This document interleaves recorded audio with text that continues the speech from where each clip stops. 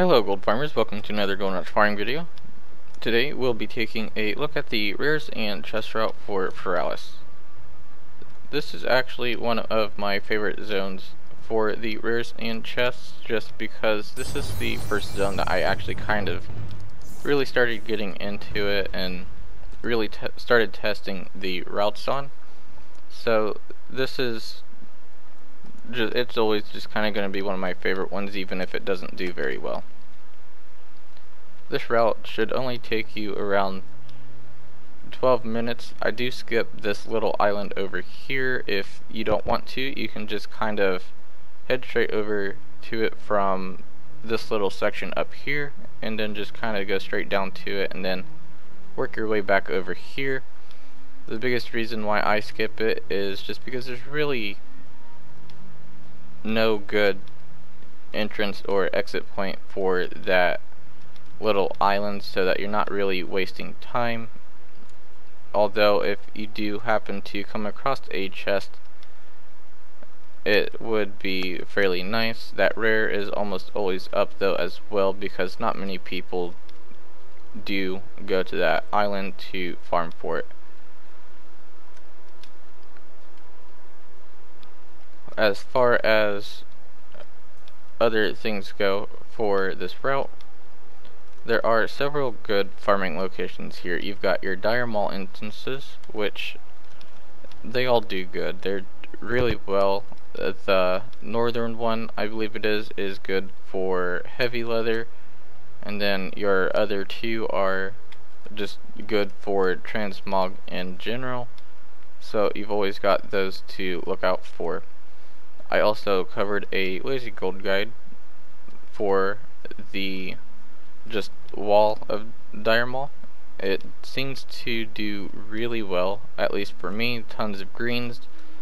It would be a really nice transmog farm if the mobs spawned fast enough, but unfortunately they don't. So that's why it's pretty much a 5-minute gold guide. You've got your little area around here somewhere, I don't know exactly where, but there's a bunch of gnolls that just are on an instant respawn, and they're really good for trying to get the darter hatchling. I don't really remember the full name. It's like the sprite darter hatchling or something like that. They're good for that. You've got some just regular old elites that spawn right up around here that are really good for greens and the pet as well. Then you've got your green whelp scale farm, which the green whelps up here not only drop the scales, but they also have a chance for some pretty decent transmog items. They're good for heavy leather, and you have a chance of getting 2 pets, the darter hatchling and then the green whelp, which the green whelp I believe is also a world drop, so I wouldn't expect to get too many of those within a couple of hours of farming, because they are fairly hard to obtain. You've also got your other pretty nice transmog farm right around here, good for silk cloth and just really good in general. And then you've got your Gordani outpost that is just as good.